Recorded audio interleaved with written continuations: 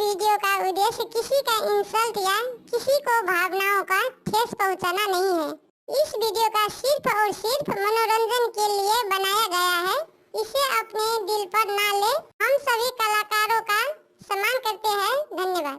पीतला के लोटा बाने डूबी रे आछतिया से डूबी रे आछतिया वही कलशाने अमवा के पतवा डूबी रे आछता कलशाने दाबाबा कलशाने डूबी रे आछतिया से डूबी रे आछतिया करुणे बाबा दिया दाना करुणे नाना दिया दाना कलशान डूबी रे आछतिया से डूबी रे आछतिया करुणे नाना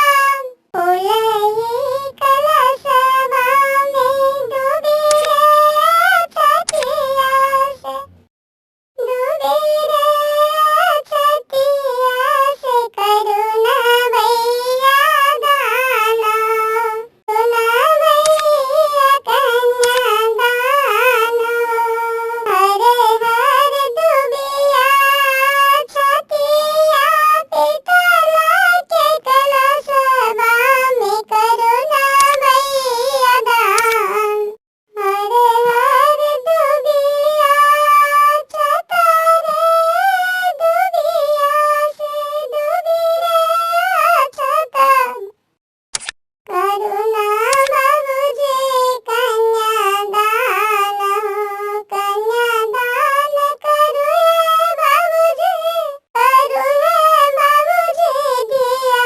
दान डूबी रे आछतिया हरे हरे डूबिया आछतवा से करुणे चाचा दिया दाना डूबी रे आछतिया डूबी रे आछतिया से करुणे चाचा दान डूबी रे आछतिया से करुणे मामा दिया दान करुणे मामा कन्यादान करुणे मामा दिया दान।